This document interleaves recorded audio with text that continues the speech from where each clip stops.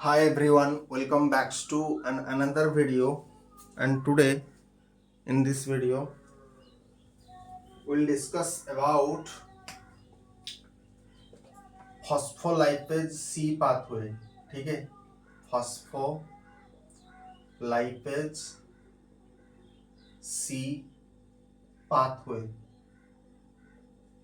ठीक है, phospholipase C pathway.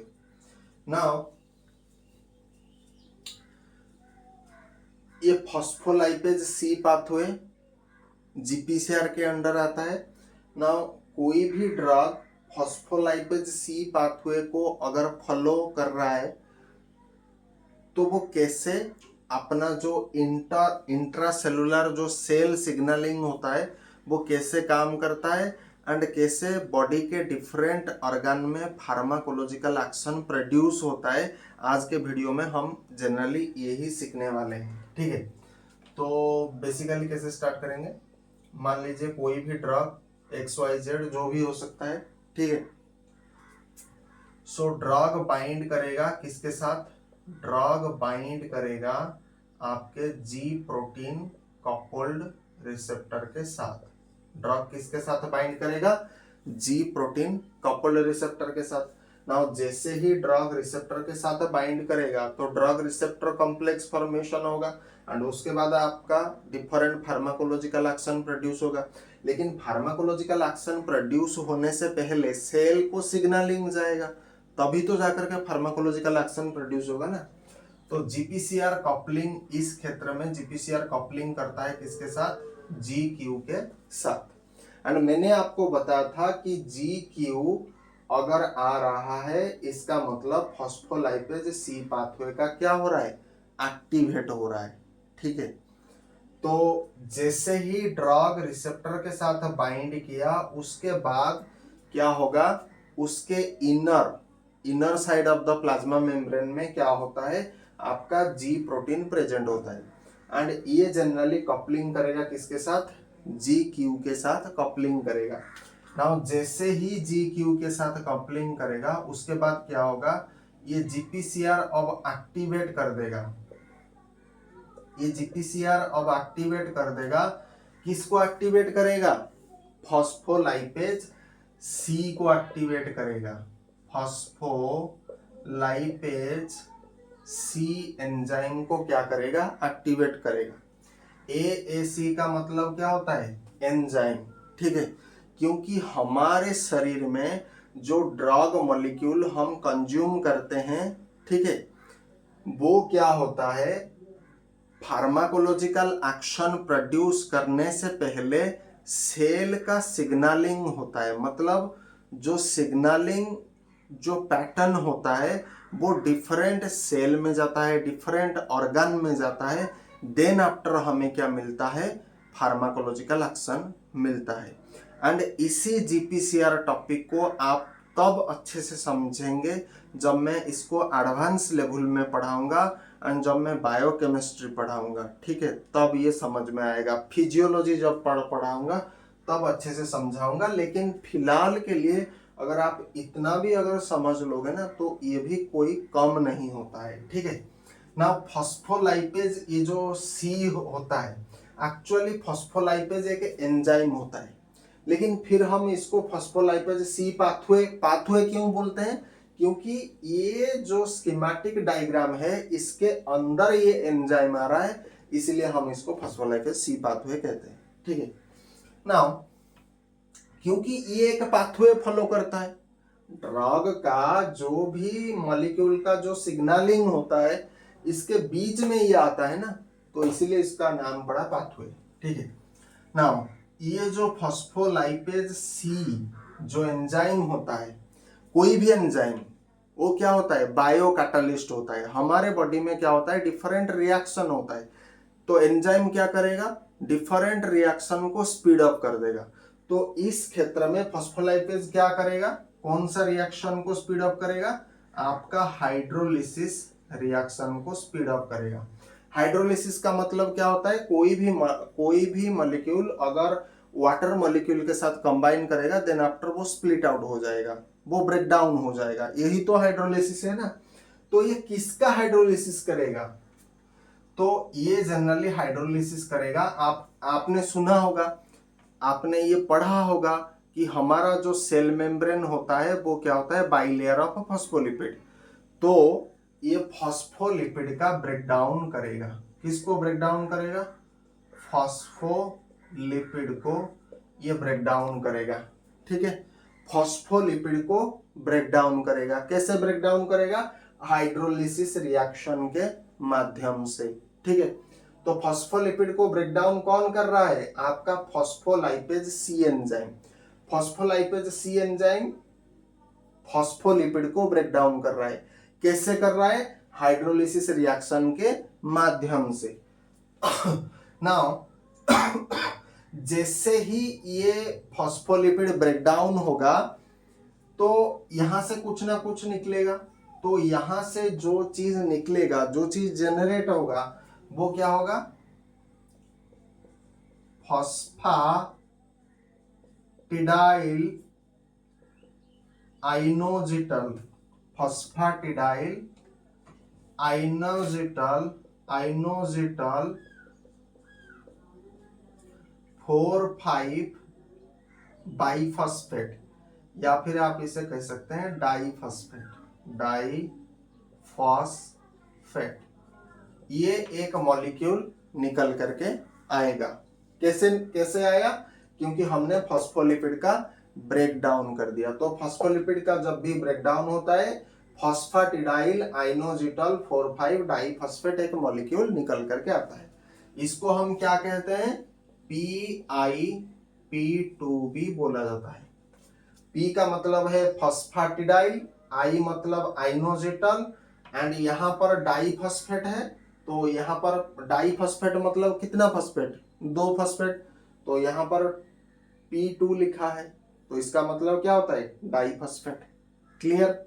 Now ये जो फॉस्फाटिडाइल आइनोजिटल 4,5 डाइफॉस्फेट जो होता है, ये आगे चल करके क्या होगा? ये स्प्लिट, ये 2 तरीके से ये मतलब आगे चल करके फॉर्मेशन करेगा। एक चीज क्या होगा? आपका आइनोजिटल 1,4,5 ट्राइफॉस्फेट। ओके, ट्राइफॉस्फेट एक ये निकलेगा, और एक होता है डाई एसाइल ग्लिसरॉल। ठीक है, इसको शॉर्ट फॉर्म में बोला जाता है DAG, diacylglycerol. And inositol 1,5 triphosphate को बोला जाता है IP3। ठीक है, एंड इसीलिए फॉस्फोलाइपेज सी पाथवे को बोला जाता है क्या? IP3 DAG pathway. क्योंकि यहां पर देखो, ये जो फॉस्फाटिडाइल आइनोजिटल 4,5 डाइफॉस्फेट, ये आगे चल करके क्या बना रहा है? आइनोजिटल 1,4,5 ट्राइफॉस्फेट एंड डाइएसाइल ग्लिसरॉल। ठीक है, ये 2 कंपोनेंट बना रहा है, तो इसीलिए इसको बोला जाता है IP3 DAG pathway, IP3 DAG pathway. So exam में क्वेश्चन भी आ सकता है कि फॉस्फोलाइपेज सी पाथवे को अदरवाइज क्या बोला जाता है, इसका अदर नेम क्या होता है? तो आपको बोलना होगा IP3 DAG pathway. Correct? Now ये जो आइनोजिटल 1,4,5 ट्राइफॉस्फेट एंड डाइएसाइल ग्लिसरॉल, ये दोनों मिलकर के क्या बनाते हैं? ये दोनों मिलकर के कैल्शियम की एंट्री कराते हैं। इसका मतलब इंट्रासेलुलर सेल के अंदर क्या होगा? कैल्शियम आयन का कंसेंट्रेशन इंक्रीज हो जाएगा। और जैसे ही कैल्शियम आयन का कंसेंट्रेशन इंक्रीज होगा, उस वक्त क्या होगा? हाइपर डिपोलराइजेशन होगा। हाइपर डिपोलराइजेशन अगर होगा तो मैक्सिमम एक्शन पोटेंशियल जनरेट होगा। एंड अगर ज्यादा एक्शन पोटेंशियल जनरेट होगा, ये कैल्शियम आयन का कंसेंट्रेशन इंक्रीज होने से एक एंजाइम फिर से एक्टिवेट हो जाएगा, जिस एंजाइम को बोला जाता है प्रोटीन काइनेज एंजाइम। ठीक है, प्रोटीन काइनेज एंजाइम इसे बोला जाता है। एंड मैंने क्या बताया कि अगर लास्ट में अगर ACE वर्ड आ रहा है इसका मतलब ये एक एंजाइम है। तो एंजाइम एक बायोकैटलिस्ट होता है जो कि हमारे शरीर के अंदर जो भी बायोलॉजिकल रिएक्शन होता है उसे फास्ट फॉरवर्ड कर देता है। तो ये प्रोटीन काइनेज क्या करेगा, फॉस्फोराइलेशन रिएक्शन को फास्ट कर देगा। तो ये प्रोटीन काइनेज क्या करेगा, फॉस्फोराइलेशन कर देगा। फॉस्फोराइलेशन जो रिएक्शन होता है उसको ये फास्ट कर देगा, मतलब स्पीड कर देगा। तो फॉस्फोराइलेशन रिएक्शन जब स्टार्ट हो जाएगा तो हमारे बॉडी के डिफरेंट ऑर्गन में बहुत सारे फार्माकोलॉजिकल एक्शन देखने को मिलेगा। तो थोड़ा आप लिख लीजिए, बाद में इसे वाइप। आई होप आपने नोट कर लिया होगा। तो यहां से हम स्टार्ट करते हैं, ठीक है। ओके,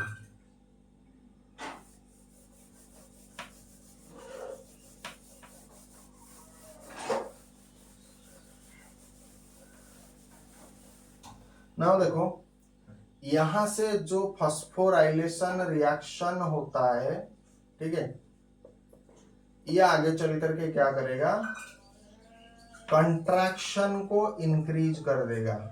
कंट्रैक्शन को क्या करेगा, इंक्रीज कर देगा।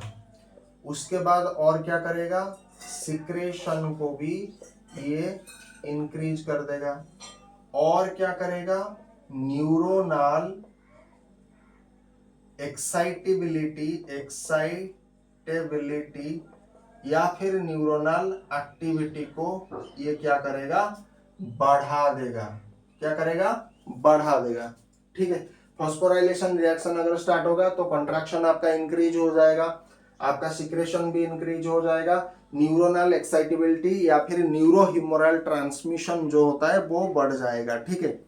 नाउ यहां पर हम जानते हैं सिक्रेशन का मतलब क्या होता है, आपका टीयर का सिक्रेशन बढ़ जाएगा, स्वेट का सिक्रेशन बढ़ जाएगा, सलाइवा का सिक्रेशन बढ़ जाएगा, जितने भी ग्लैंडुलर सिक्रेशन होता है वो सब बढ़ जाएगा, ठीक है। नाउ अब देखते हैं क्या क्या एग्जाम्पल होता है जो कि फॉस्फोलाइपेज सी पाथवे को फॉलो करता है, ठीक है। नाउ एड्रेनर्जिक ड्रग की अगर हम बात करेंगे तो एड्रेनर्जिक ड्रग में जो अल्फा 1 रिसेप्टर होता है, अल्फा 1 रिसेप्टर क्या करता है, आपका फॉस्फोलाइपेज सी पाथवे को फॉलो करता है। तो एड्रेनर्जिक अल्फा 1 जो रिसेप्टर होता है वो क्या करेगा, एक्टिवेट कर देगा। किसको एक्टिवेट करेगा, आपका फॉस्फोलाइपेज सी पाथवे को एक्टिवेट कर देगा। तो शॉर्ट फॉर्म में लिख रहा हूं, फॉस्फोलाइपेज सी पाथवे को एक्टिवेट कर देगा। ना फॉस्फोलाइपेज सी पाथवे अगर एक्टिवेट होगा तो कंट्रैक्शन क्या हो जाएगा, बढ़ जाएगा। सिक्रेशन क्या होगा, बढ़ जाएगा। सिक्रेशन मतलब टीयर का सिक्रेशन, स्वेट का सिक्रेशन, सलाइवा का सिक्रेशन, ये सारे सिक्रेशन क्या होगा, बढ़ जाएगा, ठीक है ना। और क्या हो जाएगा, न्यूरोनल एक्साइटेबिलिटी मतलब न्यूरोनल एक्टिविटी बढ़ जाएगा, ठीक है। और एक एग्जांपल लेते हैं, आपका हिस्टामिन। हिस्टामिन में आपका H1 रिसेप्टर, ठीक है। H1 रिसेप्टर क्या करेगा, एक्टिवेट कर देगा। किसको एक्टिवेट करेगा, फॉस्फोलाइपेज सी पाथवे को एक्टिवेट कर देगा। तो उससे क्या होगा, कंट्रैक्शन बढ़ेगा, सिक्रेशन बढ़ेगा, न्यूरोनल एक्साइटेबिलिटी भी आपका बढ़ जाएगा। और एक एग्जांपल क्या होता है, आपका मस्कारेनिक, ठीक है। मस्कारेनिक में आपका M1 एंड M3 रिसेप्टर, इसको भी एक्टिवेट कर देगा। ये किसको एक्टिवेट करेगा, फॉस्फोलाइपेज सी पाथवे को एक्टिवेट करेगा।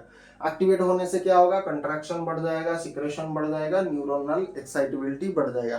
तो यहां पर हमने जो 3 एग्जांपल लिया है, जनरली वो क्या करता है, अल्टीमेटली इंक्रीज कर देता है, ऑल सिक्रेशन इंक्रीज, ठीक है। कंट्रैक्शन भी इंक्रीज होता है, आपका टीयर, आपका सलाइवा, जो भी सिक्रेशन होता है वो इसे बढ़ा देता है। न्यूरोनल एक्साइटेबिलिटी या फिर न्यूरोनल एक्टिविटी जो होता है वो बढ़ जाएगा, ठीक है।